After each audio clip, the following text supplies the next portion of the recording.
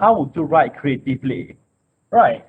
Creative writing competition, crafting digital interactive storybook is going to be organized by Center for Languages and General Study, University Pendidikan Sultan Idris, Apple Professional Learning Malaysia, Digital Educational Learning Initiative Malaysia, and MARA. I'm Muhammad Hilmi Cik Ahmad, and I'm Mr. Chan Siang Jack. We are the English language teacher at Center for Languages and General Studies, University Pendidikan Sultan Idris, and we will be your moderator for today.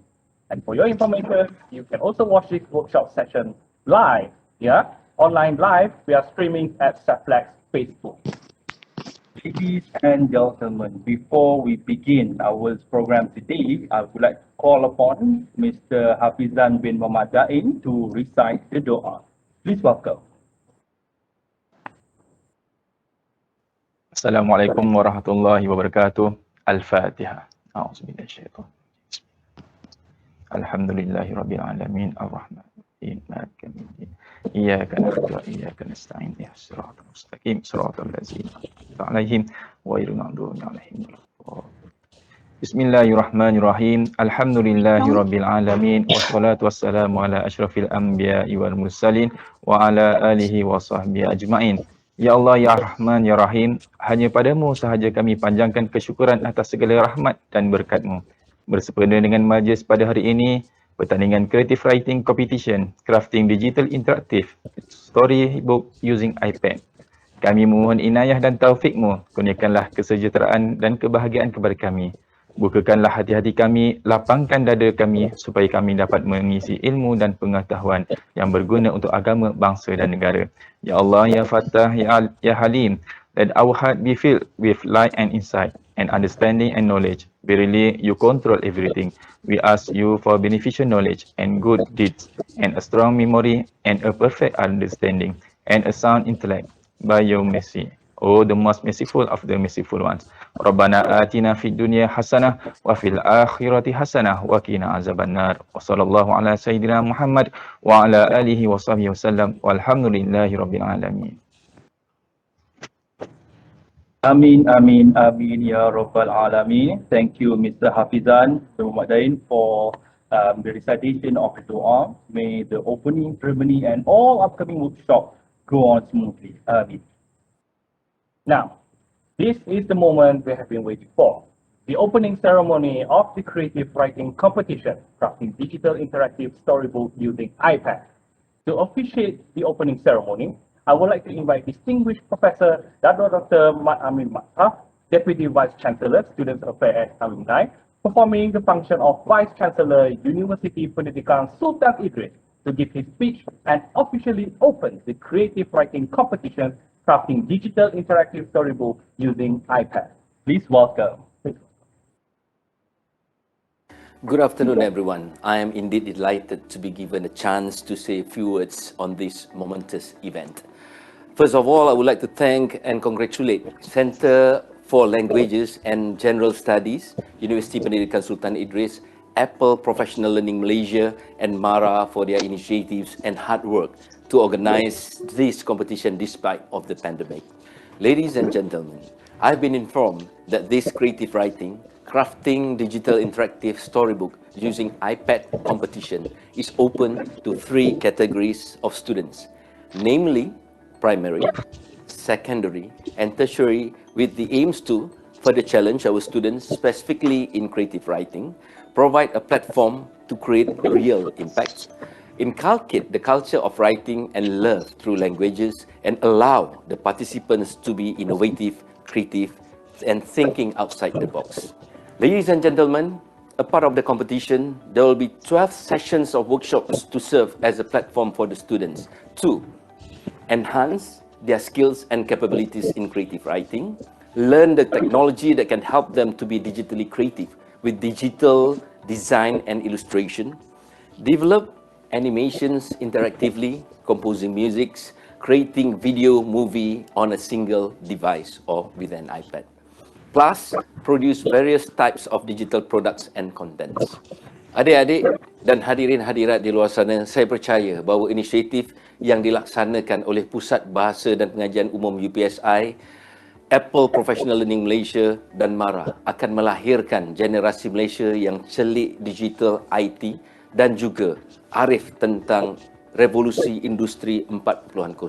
Dan ini akan melahirkan masyarakat yang sentiasa bergerak ke hadapan dalam menghadapi dunia digital yang merupakan sebahagian daripada kehidupan hari ini.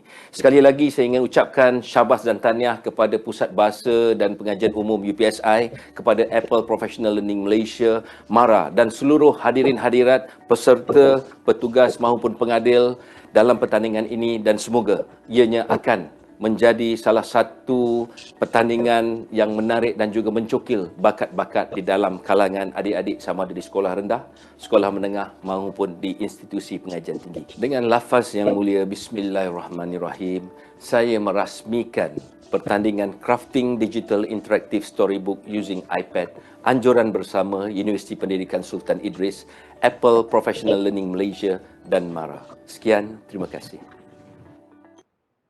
Thank you very much, Yang Wakil Dato, for the wonderful speech moments ago. Now, dear participants, please take note that there will be a total of 12 workshops for you to attend.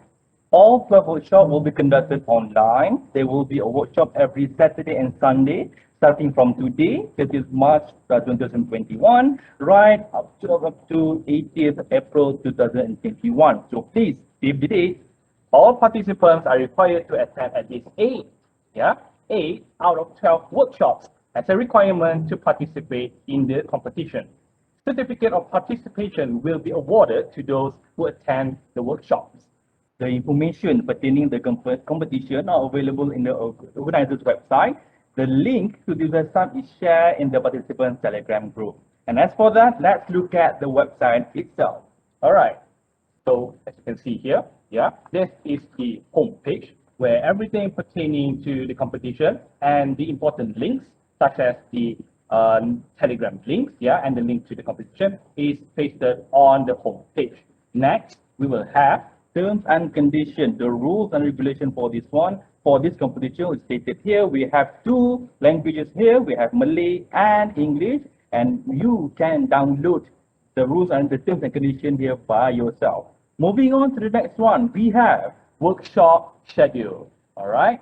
So in this page particularly, is where all the information pertaining to the workshops are posted here. Okay, as you can see from the date. All right. So if you are having doubts when would be the dates of those workshops, head up to this tab and take a look. Next, we'll have the recording session. For every workshop, it will be recorded and uploaded here. If, let's say, you miss the workshop, then go ahead to this website, and under this tab, you can see all of the workshop recorded available for you to watch anytime. Next on, we have the attendance form. Now, you have to fill up all the attendance, your attendance in this form for every single workshop that you have attended. So please make sure if you miss out, head on to this website and go to the attendance form to fill up your information. All right. Next on, we'll have time frame. Here is where the important dates for this competition will be stated so that you will never forget the due date anymore. All right. Don't miss the date there. Use this one to mark your calendar and for your perusal. Last one, we have the frequently asked question, FAQ. Now, I'm sure all of you have burning questions to ask about the competition. Worry not, for we have already prepared the FAQs in the website. You can head on down and take a look at the questions posted and the answers to your question. Now that we have seen the website itself, let's move on to the next part where we're going to talk about the theme for this competition. Now, we won't call it writing if there's no themes, right? So there are 3 themes that we have highlighted that you can use for this competition. The first one is unity and well-being. This is the theme where you can talk about a lot of things. For example, we have new normal there. We have health. We have solidarity, race and ethnic, peace and harmony, and not to forget human rights. Next thing will be culture and heritage. I'm sure all of you, the participants here, are very familiar with our culture and heritage. So there are several things that you can talk about in this theme. For example, clothing, food, traditional games, festivals and celebrations, crafts, language and art, and of course, architecture. Not forget that we'll have our final theme, which is science and technology. It is kind of weird if you do not use this theme nowadays, right? There's a lot of things you can talk under this theme. For example, we have information and computing technology, industrial revolution, innovation, invention, gadgets and futuristic, and not to forget digital communication. There's a lot of things, themes for you to choose here, and all depends on your creativity. Yes, choose whichever you are comfortable with. Now, let's move on to the next part of our session today, and it will be the rules and regulations for the workshop. Let's look at the first one. All right. So, first rules and regulation that you need to know is that this online workshop session will be recorded. So, make sure to be at your best behavior because everything will be recorded for everyone to see. Next, we, as the audience, we really hope that you could mute your microphone, all right? Make it be in the silent mode so you won't interrupt the whole session there. Next one, we'll have, during the session, okay, viewers, yeah, all of you, the participants, the viewers, can of course ask questions if you have any in the chat box, all right? And not to forget, if we, by the end of the session, we have question and answer session. So if you have any uncertainty, something that you need clarification on the issue itself, feel free to ask representatives by the end of each session. Okay, and of course, do not use screen sharing while the speaker is conducting a workshop.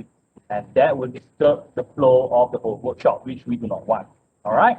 Okay. By the end of each workshop, there will be attendance link provided for you to register and to make sure that we know you attended the workshop. Okay, guys? Now, without further ado, let us continue with the workshop for the session. All right.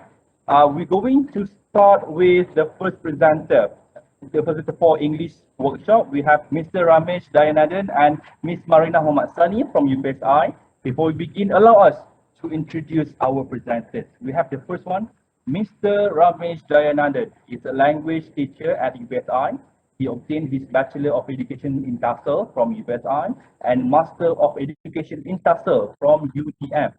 He has 6 years of teaching experience and was a teacher at Regent International School and Ministry of Education Secondary School before joining UPSI as a language teacher.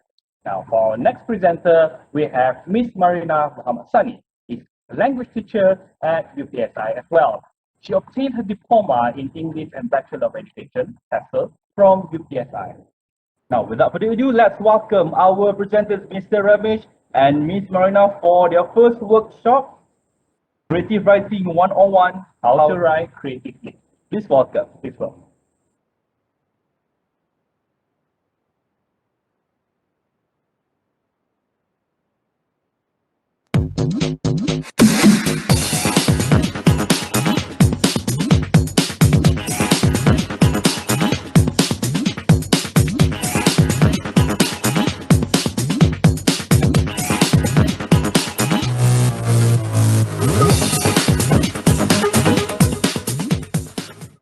Hi and good afternoon everyone. Welcome to Creative Writing 101 with me, Marina.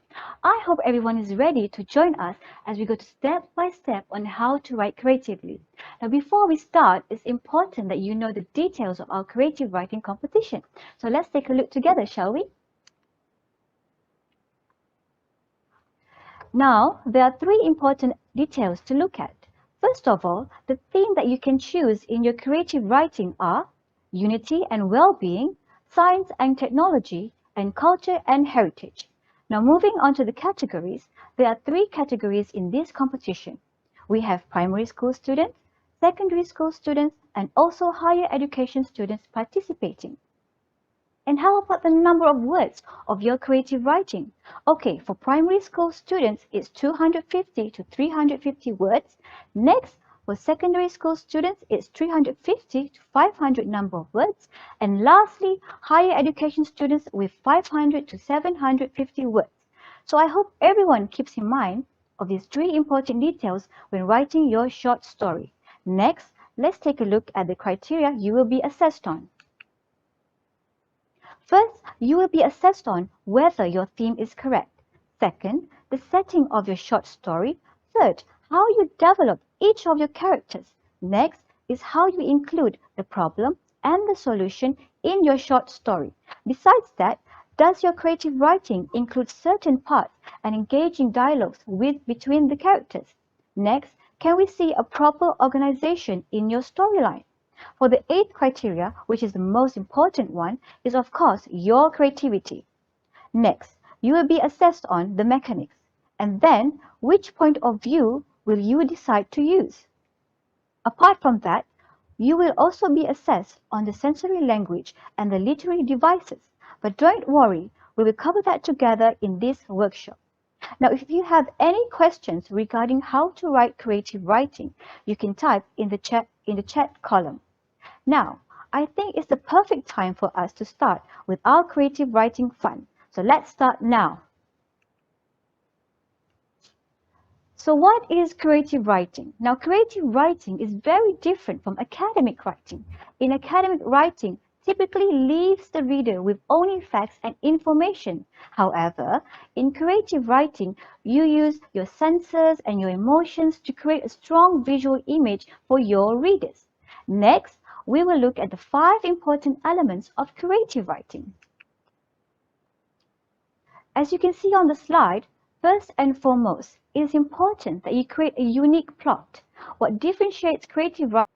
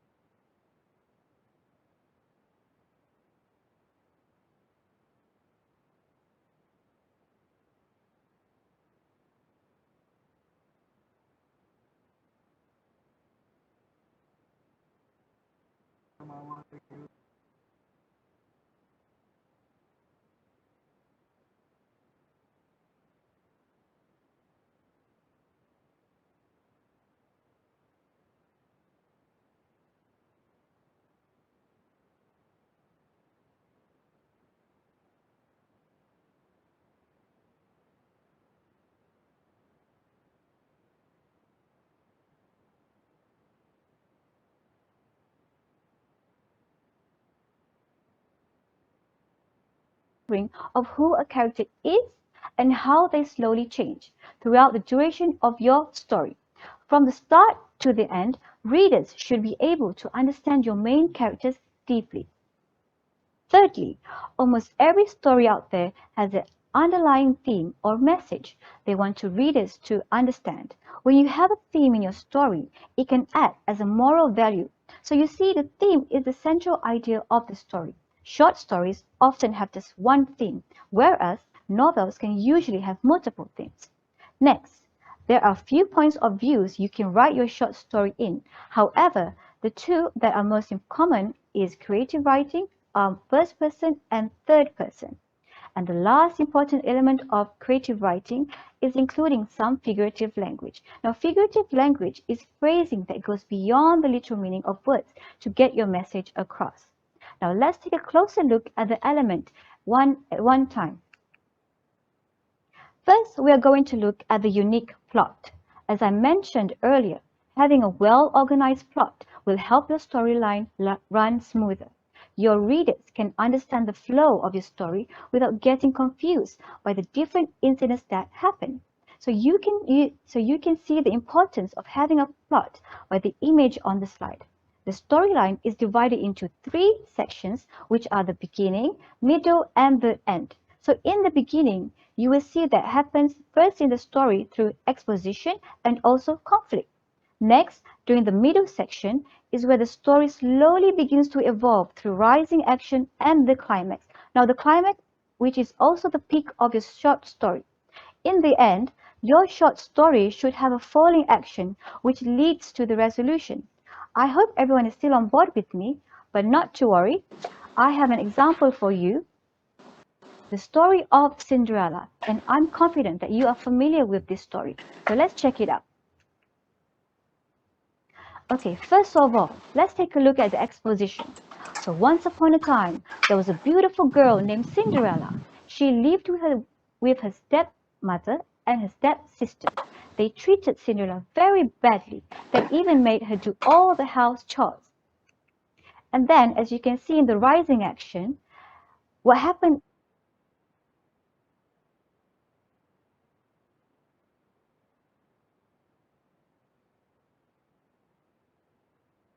Wait for a while. Ada yang somebody said don't see screen share. Let me share this again.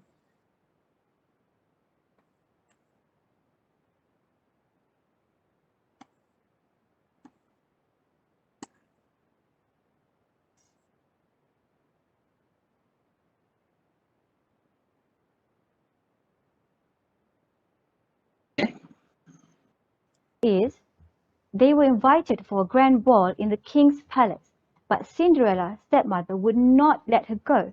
Cinderella was made to sew new party gowns for her stepmother and also stepsister. They then went to the ball, leaving Cinderella all alone at home. Cinderella felt very sad and began to cry. Suddenly, a fairy godmother appeared and said, "Don't cry, Cinderella.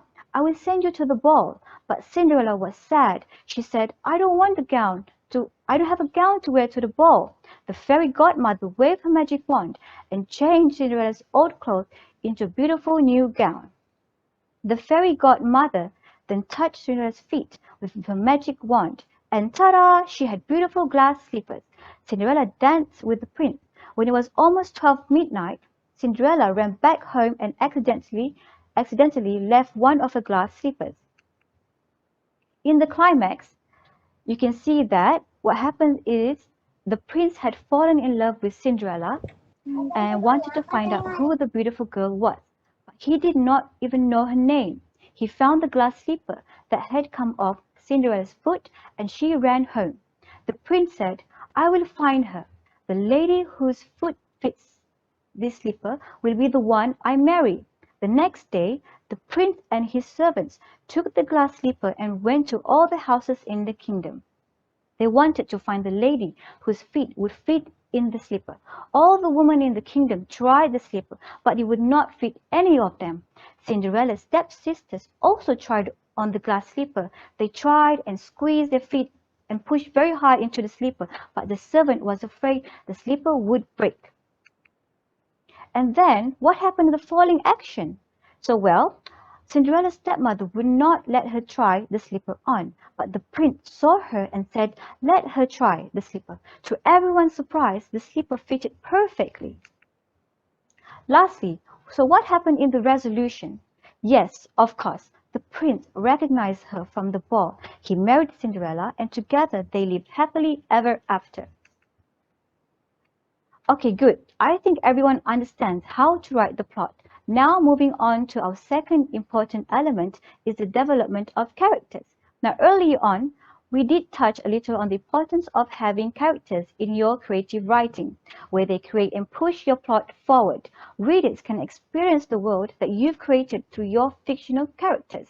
Apart from that, I would like to show you the 4 types of characters by using the example from the Cinderella story, which will be easier for you to understand because we have just learned about it just now. Now, first, we have the protagonist, which is usually the main character. So for the Cinderella story, is of course Cinderella herself. She is also the main character. Next, we have the antagonist. Now, the antagonist is the evil character of any story. So you can see on the slide, all 3 ladies, the stepmother, and the 2 stepsisters are considered to be evil towards Cinderella. But luckily, Cinderella has a mentor who looks out for her in times of difficulty. The fairy godmother is someone Cinderella can look up to and ask for any help or wishes for her to come true. And basically, she acts as a mentor to Cinderella. And then lastly, you can also have a sidekick character in your short story. Usually, sidekicks have a very funny and clumsy character that makes the story more alive and entertaining. As for this Cinderella story, the sidekicks are Jack and Goose. They are always in Cinderella's trying their best to give the support and company Cinderella needs when she is lonely. Alright, I think that is all on development of characters. Now moving on to the next element, which is the theme. In any work of art, the theme is the underlying message that the writer would like to get across. Maybe it's a theme of bravery, honesty, or underlying love. It's important not to confuse the theme and the main idea. Now, the theme is an underlying message of bravery or hope or love. The main idea, however, is simply what the story is about. In a way, the main idea is a tight summary of the plot. Now, I have 3 questions that will help you to find the theme. So you can ask yourself, what problem is the main character facing? And then you could also ask yourself, what lesson did the main character learn? And you could also ask, what message can you learn from the story? So once you can answer all the 3 questions, you will understand the theme better. Now, great job, everyone. I think it won't be difficult for you to include a suitable theme in your creative writing. Now let's take a look at the different point of views you can choose from. Point of view is the angle of considering things, which shows us the opinion or feelings of the individuals involved in a situation. In literature, point of view is the mode of narration that an author employs to let the readers hear or see what takes place in a short story. As you can see on the slide, the first person point of view is where the writer uses the word I, and then in second person point of view, the writer usually uses the word you. And for third person point of view, the writer will use the word he or she. Okay, I think that is all from me. Moving on to the next presenter, I will call upon Mr. Ramesh. Good afternoon, everyone. Thank you, Ms. Marina, just now for her explanation. So I'm going to pick up on what Ms. Marina said and continue on Creative Writing 101. Okay, let's look at our first slide here.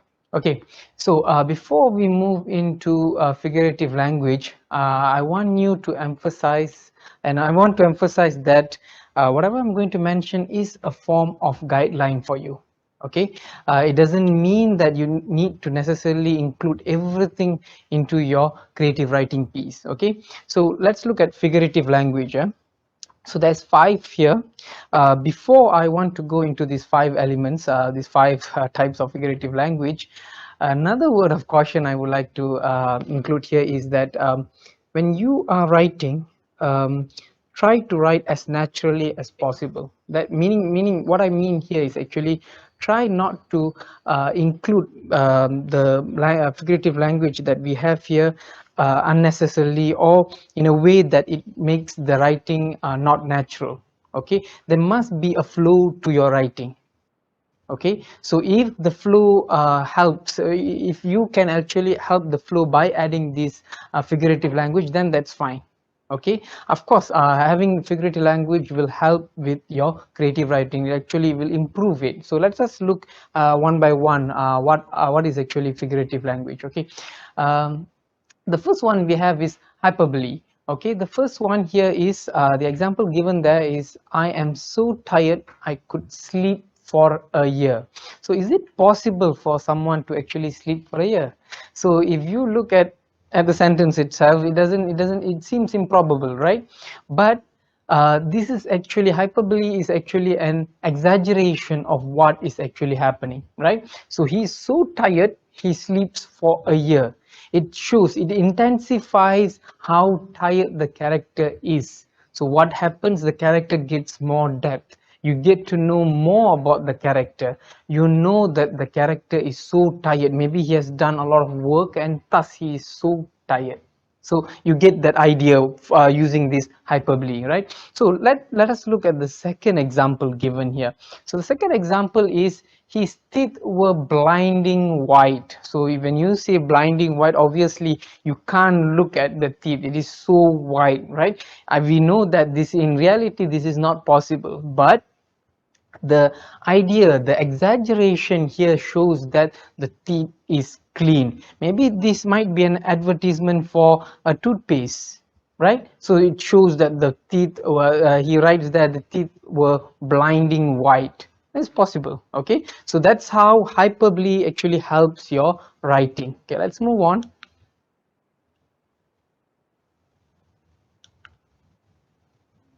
Okay, the second one is metaphor. His heart is a rock. Give an example here. Metaphor is actually a comparison. Okay, so what is being compared here? The heart is compared to a rock. Literally, it would make little sense. But if you look at the underlying meaning, rock here is the property of a rock. It's hard, right? So they are trying to say here that the heart is actually hard like a rock, right? So you're comparing the rock to the heart here. Okay, I think that's clear. Let's move on.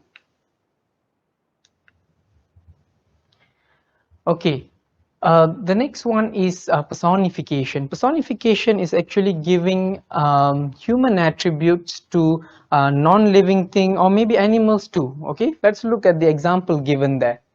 The flame of the candle danced in the dark.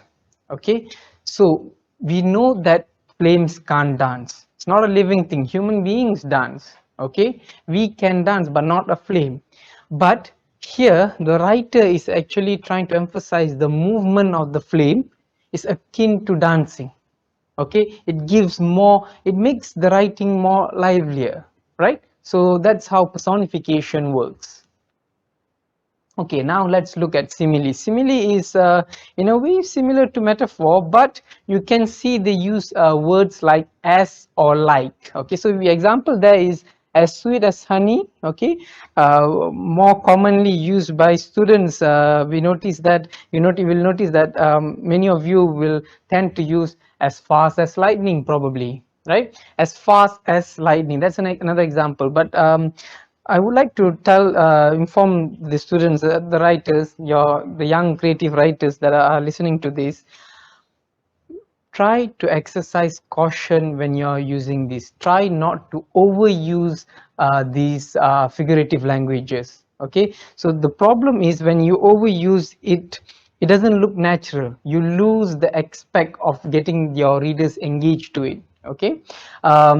Like I said earlier, don't overtly use this figurative language, but if you use it appropriately, it certainly can add depth to your writing. Okay. Okay, let's look at symbolism. Okay, symbolism is actually a quite a wide topic, but here we are looking at colors first. Okay, so the color, let's look at the color black, the black color there. Okay, a black color is associated with evil. Okay, so what symbolism does is it associates one thing to another aspect, right? So in this sense, evil is associated with the color black. Okay, not only in colors. Let me give you an example. Maybe animals, for example, a black cat. A black cat is normally an omen or a symbol of bad luck, right? So then again, it's subject to the culture that you are actually presenting your story to. Okay, so please bear in mind when you're writing, look back at your setting, okay, before you work on the symbolism. So if you're writing in an Asian context, make sure the symbolism is appropriate to your context. Okay, so another example I can give is animal would be an owl, right? An owl is actually a symbol of wisdom. Okay, it shows that yeah, it's wise. You know, we always relate the word wise to an owl. So symbolism can be used as this. Another example I can give is also maybe rose. A rose would be a symbol for love. Okay, so yeah, writers can incorporate symbolism into their creative writing, which will actually help their creative writing. Okay, moving on. Okay, we are done with figurative language. Let's look at how to get your readers engrossed into your reading. So if you look at the slides here, you can see writers will have the power to entertain, make someone laugh, make someone cry, or make someone think. A simple example that I can give to you is through movies. Okay, when you watch a movie, let's say you come to a sad scene. In the sad scene, you will realize that after watching the sad scene, your tears are rolling down. You are actually crying. or something happened, maybe your favorite character died in the movie, that shows you're actually engrossed, you're invested in the movie. The same thing if you watch maybe a comedy scene and you end up laughing at the scene, it shows that how much engrossed you are, and this is very important. The quality, for example, in the movie, the quality of the movie will show, like for example, you're watching the movie for 30 minutes and after that you can't really focus. That shows that the movie fails to engage you. Okay, the similar thing for writing. We must keep our readers engaged throughout the story. So in order to do this, we can incorporate these methods or these techniques. Okay, there's two techniques I would like to tell you. The first one would be sensory imagery, and the second one is show instead of tell. So what is sensory imagery all about? Let's look. Okay, I'm gonna basically try to help you to apply the sensory imagery to your writing piece. Okay, so as you know, the senses are five. We have five senses. First would be sight, then you have touch, hearing, taste, and smell. Okay, so what these five senses does actually, if you know, if you experience in real life and in the real world, you experience the world through these five senses. You see things, you touch things, that makes your experience. So we want to use this and bring it into our writing, right? It helps, but I've highlighted the but there. Use them with discretion. Okay, don't overtly use them. Don't put it at every paragraph. No, it doesn't work like that. It needs to be natural.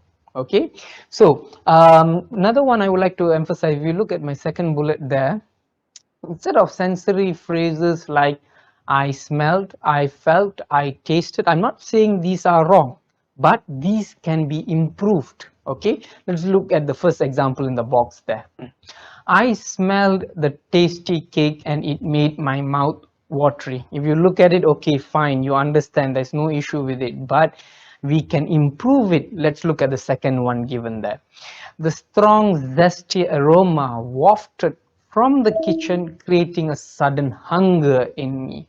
So you see here, I removed the word smelled. There's no longer the word smell, but it is still being carried out. You know, this person is still somehow smelling, right? How it happens? Because we have these words like aroma, okay, wafted, and you know there is even additional details there like zesty. Maybe probably it's a lemon cake there now. Okay, so incorporating sensory imagery in your creative writing certainly helps, but then again you will have to improve on how you use the phrases and how you create your sentences. Okay, I hope that's clear. Let's move on. Okay, now look at this picture. Okay, so while I'm talking here in the chat box, you have a chat box down there. Why don't you tell me what you experience when you are at the beach? So using your five senses. Okay, so you tell me just short words, sorry, short sentences or short phrases. Just give me and tell me what you experience at the beach. Okay, so this is some sort of warm up to your writing. So when you have an idea, for example, you're going to write a beach scene, right? And you know that when you're at the beach, you sense these things. Okay, let's move on. Okay, you have two pictures there. Okay, the first picture is under the word tell. Okay, a simple house, and the other picture is under the word show. Okay, so if I ask you to choose which house would you like to have, certainly you would like to have the house under the word show, right? Because of the complexity, the intricacy included in that picture. Okay, if you look at the picture under the word tell, it's very simple. It's a 2D image with a door, with a window, a roof, and also a chimney, right? It's very simple. What I want you to achieve at the end of the day is to able to show your readers instead of just telling your readers. So hopefully by the end of the day, when you write, your writing will look like the house under the word show. Okay, let's move on. Okay, so how to show and not to tell. Okay, like I said before, this would require a lot of practice. Okay, you will need to practice and practice in order for you to able to bring your creative level, creative writing to a better writing sense, right? Okay, let's look at the example given, the first one, and the first bullet there, tell. She was my best friend. I could tell her almost anything. So we understand the story. We understand what's in the story there. Very straightforward. Okay, but instead of just telling your readers that, oh, she's my best friend, I could tell her anything, why don't you show us? You bring us into that experience and let us see for ourselves how close you are. You don't need to explicitly mention that you are close, she's your best friend. Okay, so how is this is done? Look at the second bullet there. I met her at the town square, running in for our usual hug that carried on for far too long. Okay, so you see there, they're running towards each other to hug, and they hug. The hug was quite long. So you know this person is close. Okay, so these two people meeting here, the person A and B, they are actually close for the fact they are actually hugging, right? So that already tells you without mentioning without using the word best friend. Okay, let's continue. As we gushed about our lives with smiles lighting our faces. Okay, you know that there's happiness when they meet and they can talk with each other. Okay, this is important because if your story is just a mere recount of events, it will not be as exciting for readers to go through. Okay, so remember about creating experience for your reader instead of just telling them what actually happened in the story. Okay, let's move on. Okay, another part of how to show and not to tell is by using better verbs. Okay, verbs play important role in our writing. Okay, let's look at the three sentences that I gave there and see what are the differences. Okay, let's look at the first sentence. The first sentence say she walked into the room, her cape trailing after her. That is the first sentence. I'm going to use that as a baseline, that meaning that I will use that to compare between sentence 2 and sentence 3. Okay, so pay attention to the verb walked and trailing, right? So let us look at the second one. She charged into the room, her cape billowing after her. That's the second one. The third one, she strutted into the room, her cape flowing after her. If you compare all these three sentences, you get the general idea. Okay, in the definition wise, the general idea is this person is entering the room and the cape is behind her. That is the idea that you get, all three. But the effect of these sentences are different. Okay, so if you say she walked, her cape trailing after her, that's fine. It doesn't give you more depth to the character. You do not know actually what's happening. Okay, fine, she's walking into the room. But if you look at the second one, she charged into the room. People who charge, you know, someone charging, for example, if you see a bull charging, you know the action involved, right? The energy involved, and there must be something motivating the bull to charge. The same thing with the person here. So she charged into the room. She must be motivated by something in order to charge into the room, right? So you know, not only by just changing that one word, that verb, you change the verb, you can see more depth into the story. You know something is happening there. Okay, let us look at the second part of the sentence. Her cape billowing after her. So this, if you notice, when the verb changes, the second verb, which is the cape, how the cape reacts also changes. So when you charge, the more wind or more air will go through the cape, and thus it will start billowing, right?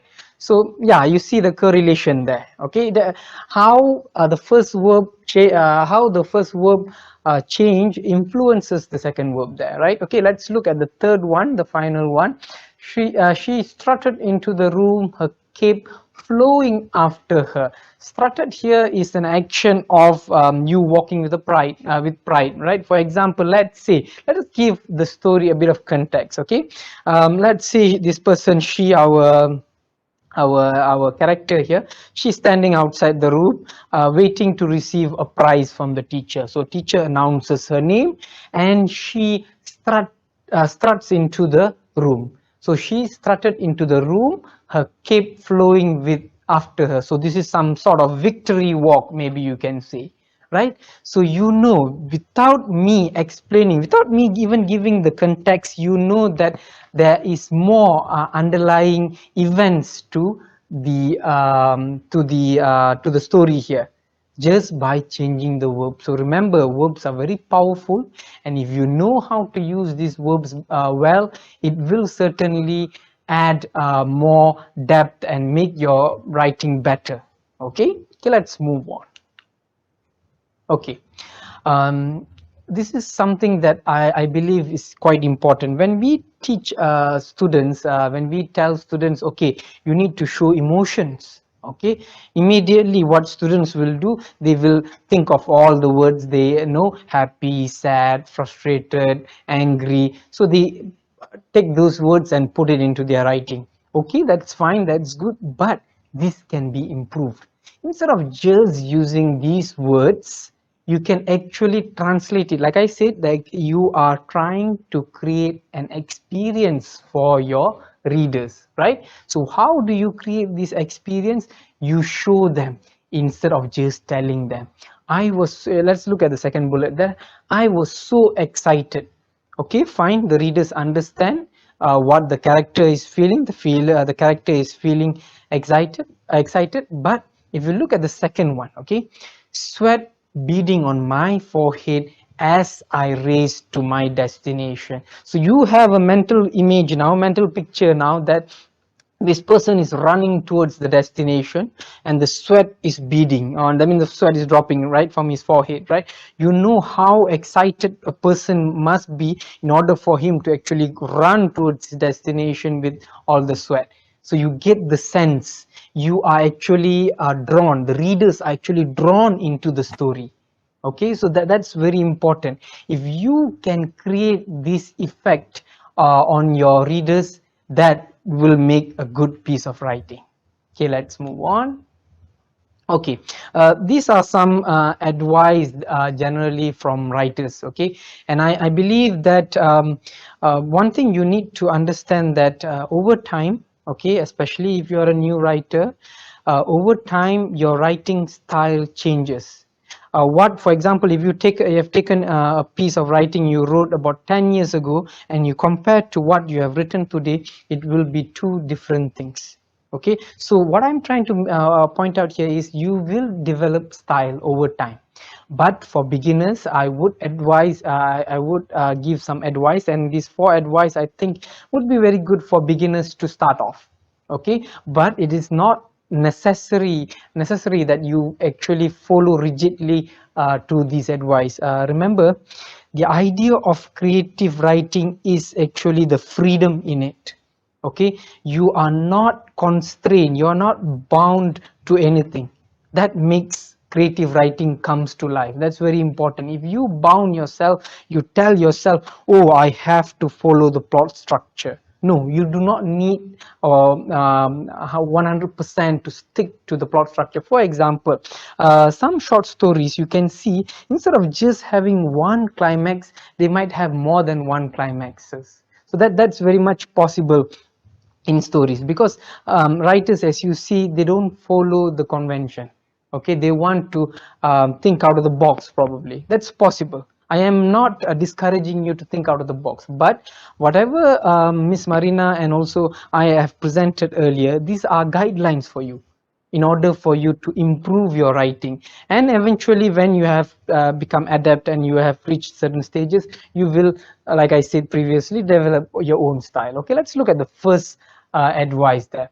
Best writers are voracious readers. This is something that I personally believe.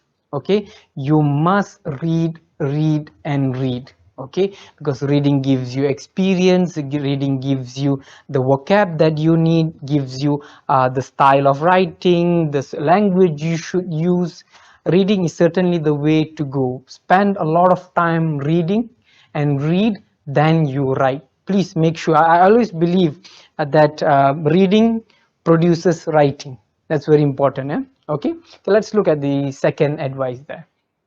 Writing can be learned but not probably taught. This was actually taken from Stephen King's lecture. I took it from there.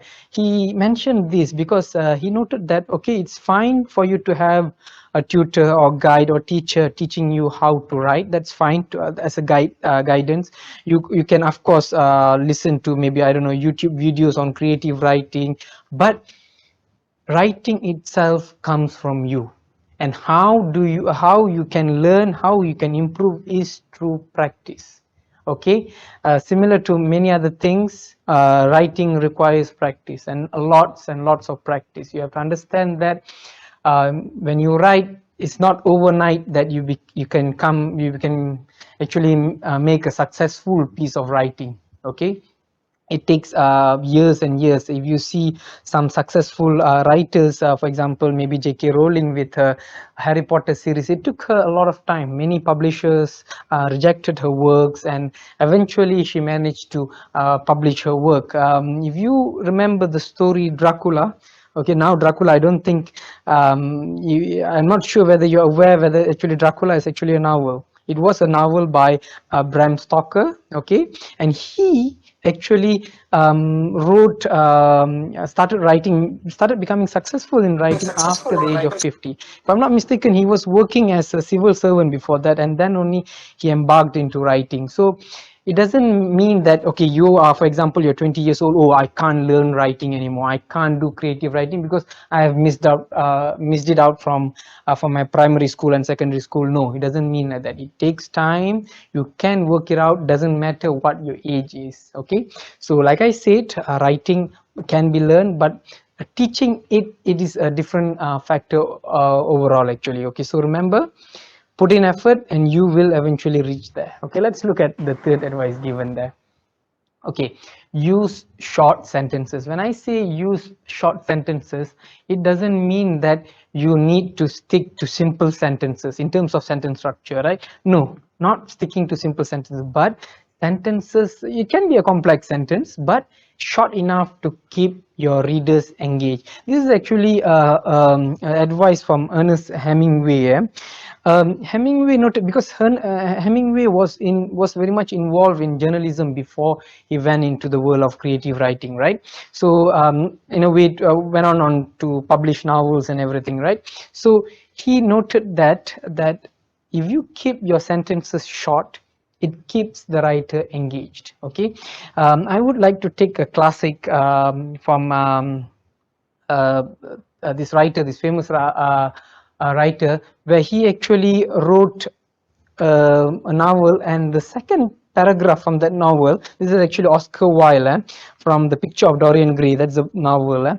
The second paragraph was actually one sentence, if I'm not mistaken. It's one sentence, and it was 100 over words. So you just imagine reading one sentence with 100 over words.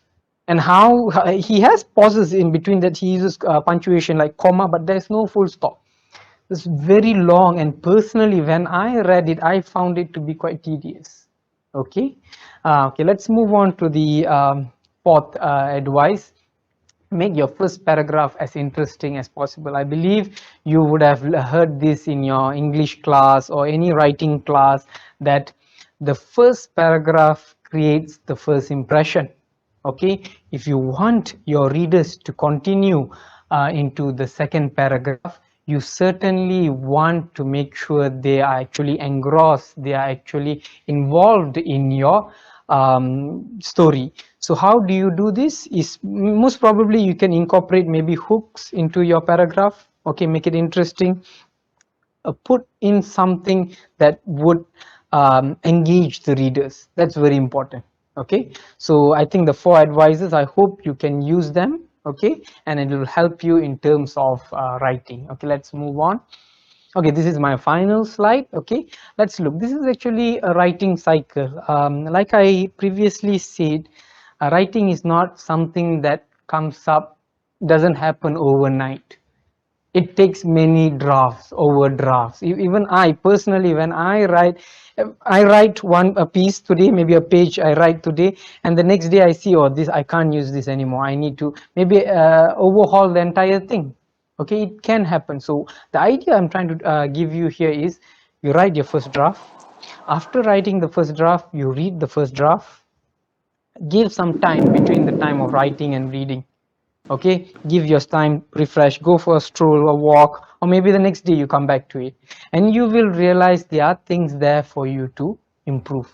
So the idea is rewrite, rewrite, and rewrite again till you get it. Okay, so and how do you evaluate? For example, you look at your work and you see, oh, it looks fine, I think there's nothing wrong with it. Why don't you get feedback? Okay, so feedback, you can give it to your peers, can give it to your teacher, you can give it to your parents maybe to read, and they can contribute ideas and saying that, oh, maybe this verb is not suitable here, look at it again, you know. So you take a look at it and you say, oh yeah, this verb is not good. That it's part of process of writing. Remember, it's process writing. It will take you few drafts in order for you to come up with a polished, good creative writing overall.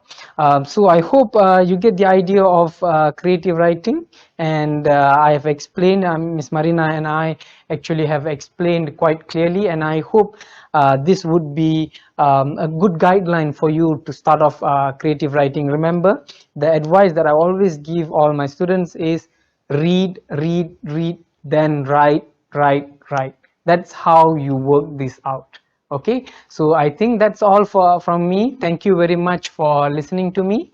I hope you'll be able to produce a good piece of writing. Thank you very much for your time. Bye bye.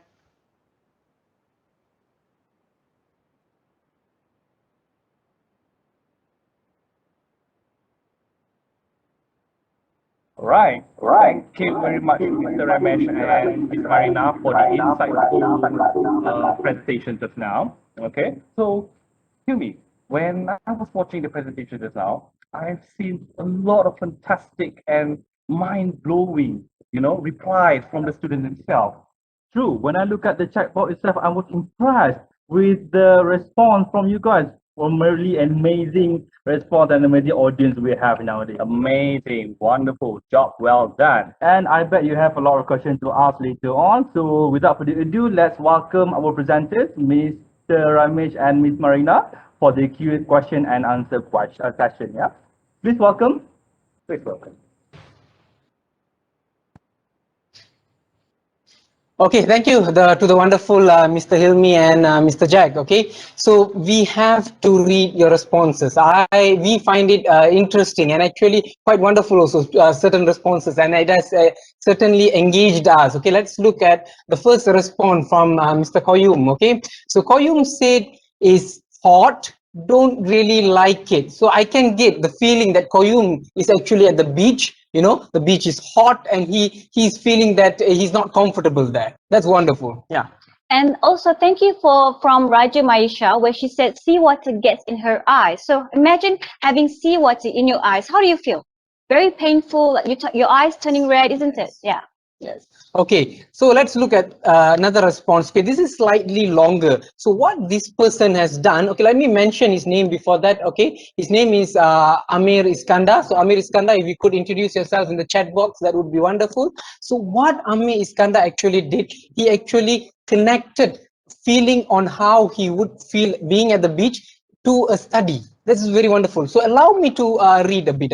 There is a feeling of satisfaction every time you walk on the wet sand. Feel the ocean breeze on your face and the smell of saltiness of the sea. Wonderful. Then what he did, actually, I'm skipping a bit.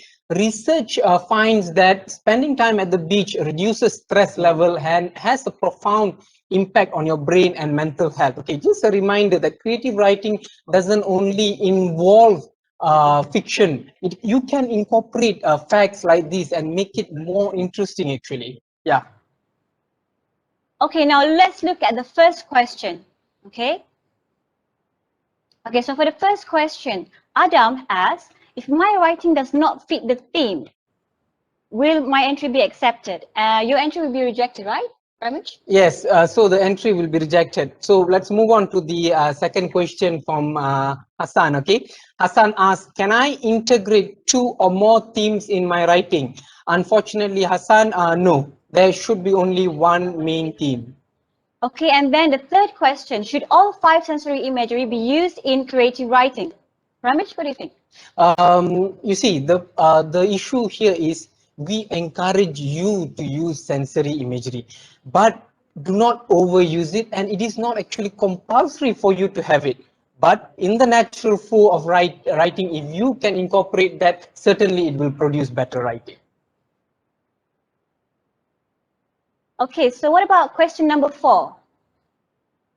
Okay, so question number 4 is from Jamil, I think. Yeah, that's Jamil. Okay, so he asked, does the concept of creative writing involve writing in the form of short stories only, or can it include literary forms such as poem? So unfortunately, we are only accepting short story proofs. Okay, so basically your focus should be short stories. Actually, you can find example of the short stories in the website. Okay, in the organizer's website, there is example for the short stories for the primary category, secondary category, and also the tertiary category. So what about the 5th question, Ms. Marina? Okay, so for the 5th question, Nina asks, can I adapt from other stories of my writing? And the answer is no, because the writing produced must be original work without any adaptation, yeah? Okay, let's look at the 6th question. Okay. The question goes, is it compulsory for my writing to include both protagonists and antagonist characters? Okay, the answer, straightforward answer is, like I informed in my workshop earlier, that it is not necessary for you to bound yourself to a fit scenario. You can change, you can introduce variety to it. Maybe you can have more than one main character. That's possible also, right? So it depends on the flow of writing. So remember that